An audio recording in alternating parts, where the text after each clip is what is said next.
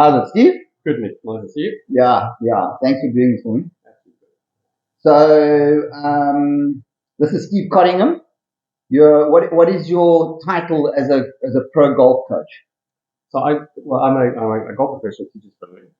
I'm a master professional by status, so the PGA recognized all the years I've spent on the practice teaching Yeah. people. So and in here at our facility, I'm the general manager and the head coach.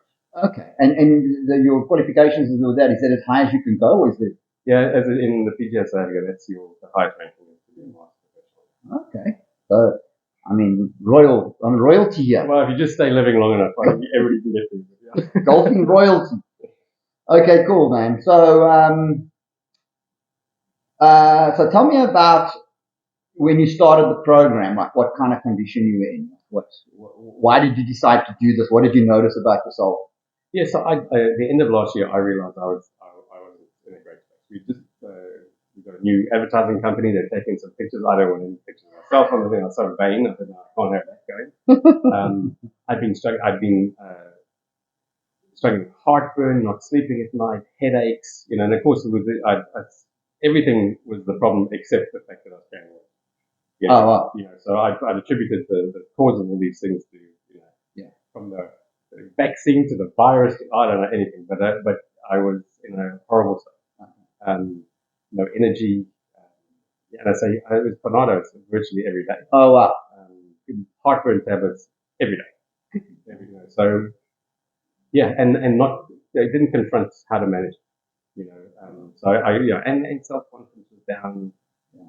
All the negative stuff. Oh, like the emotional state starts to go down. Yeah, and you become apathetic about everything. Apathetic about your career, about work, So it wasn't. I wasn't in a great space, which is why Monica, my wife, she said, "Okay, what can she do to approach Nick?" Yes, the little skinny malinks. He looks like he's doing something right. Yeah. Okay, so then before you started the program, did you have like any skepticism, or were you like, okay, well, I'm just going to do this because I know Nick, or?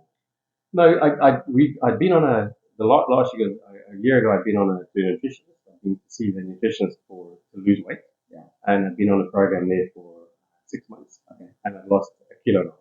Okay. So you're non-motivated. So what I knew is I didn't know how to lose weight. I didn't know how to control it. And I didn't know anybody who did. Okay. And because I know your past, I know your history, if you said, listen, I've got a solution for you, my confidence in you was high. Okay. So I said, okay, then if Nick's doing it, then we're going to find out what we're not doing right. Okay, excellent. And so you finished the program, and what are your thoughts now after the program? Yes, it's a complete paradigm shift of what to, how life, what I can eat. So I can talk from a personal view, what I can eat and what I can't eat. Okay. So I know that for me, things I'm a chocoholic, so I thought, I've got a sweet tooth that time. I haven't had chocolate in 2.5 months. Good grief. So the cravings for that have gone, so I realized that I need that to survive. Yeah. And I had the concept that my blood sugar had to eat a good breakfast, otherwise I was going to run out of energy at 11 o'clock. I didn't have lunch, I was going to run out of energy at 3 o'clock. So now I realize, hang on, I can get through the morning with correct supplements, coffee. Okay, I didn't do need a coffee. Okay.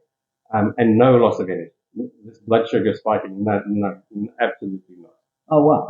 So I realized that my body absolutely doesn't need the volume of food I was giving it, but it needs the correct supplements and they need the correct food. Nutritional, dense nutrition. And I love, and I'm simple. I'm not meat and veg. I'm happy. Salad. I can, so it wasn't life changing with regard to eating stuff and superfoods and that. No. Yeah. It was just removing the stuff you shouldn't. Absolutely. Yeah. All right. And in the initial stages of the program, like the first week or two, did you go through some what's happening to my body here, or was it smooth for you? Smooth. I couldn't believe how it was. It was from clear from the start. I really didn't struggle. It wasn't something I could do with this. Towards the end of the program, I think psychologically it was I could do a nice cookie. Yeah. But to begin with, no, it was self motivated. Absolutely. It's funny when you make a decision to do something, how it removes all of that psychological stuff. Just like removes it out of the way. I remember when I stopped smoking. Like it was like I'd made a decision. I didn't have to go. Oh, I have to stop smoking because it's bad for me. I just went. I'm going to stop smoking, and I did, and I had no side effects or anything like that. And that was like 15 years ago. I've never craved or had a cigarette or anything since. So it's a similar type of thing. Where you make that decision, and it makes it a lot easier to get through those initial stages. Yeah, I think because I was in that state, it was a Yeah. no-brainer. Yeah, for me, I'd hit the wall. I needed to change something. Yeah, I mean, I remember when I came to see you the very first time, I could see when I walked out of here, I said to my wife, and I said, Steve's going to do well on the program. He's like cut and dried this. So yeah, that's great. All right, and then you feel it was money well spent? Oh, absolutely. Awesome. I know. No, I mean it is. It's the best investment I've made in myself. Awesome. And I didn't make it. Monica bought it for me, so but it is absolutely the best investment. Yeah, and Monica's doing well on it too. Yeah, and she had more challenges, Yes, I know. Like the ones. Yeah, I know. But no,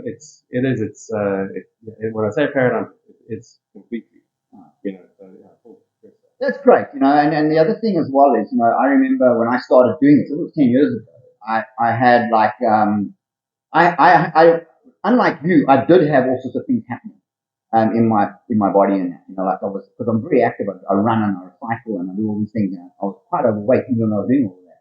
And I found like the first 3 weeks, I went for one day, I went for like an 8K run and I did 3Ks and I walked home and I was like, I'm not doing this anymore, My wife was like, no, they said this will happen. And I carried on doing it, and I had a goal weight, which was about 80 kilograms, which is actually still way too heavy for my body. And I got 80 kilograms, I got 79, 78, 77, 76, 75, and I just kept dropping, and eventually I got to a ideal weight for my body. I've gotten a little bit smaller now because I like to cycle, and the lighter you can get, the better when you're riding a bicycle up the hill, So you don't want to be carrying, extra. For that's why I'm nowhere near a bicycle. Yeah. And every time Monica sees me, she's like, I don't want to look like you. That's fine. Okay, cool. So, do you think you could live your life this way? Like, obviously the program's very strict. However, since you finished, there's been other stuff introduced. Do you feel that continuing on that you'd probably live your life this way, or? Well, I think I have to. Okay. Otherwise, I'm either going to keep staying healthy or I'm going to get worse. So I do realize that the habits of party have, I've broken the habits of those things. So I've got to keep that going. Right. And as long as I get my mind clear on the supplements and a little plan, I like to have do this, what I can and what I can't. I'm also human. I know when I get when I've had a bad round of golf.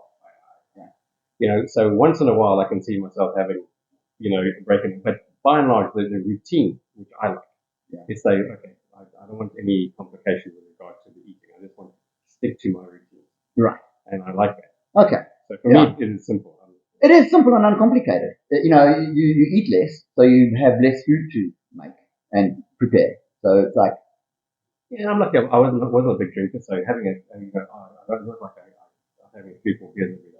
Yeah. I might have a beer on a Saturday or a couple of beers with the guys that play golf on Saturday, but that means, on Sunday I did feel it. Yeah. My body's not used to it, but it's not. It's not that I can't have that. Yeah, exactly. As long as I understand there's going to be a consequence to it. Yeah, exactly. And I mean, like you say, it's not like you're doing it every day. If you're living like 80% or 90% healthy, and then you have the little 10%. I mean, I do the same. It's like I probably drink a little bit too much coffee. But I try to. That's my little advice. It's the only advice I have. I swear, and I drink coffee. So okay, cool. So then,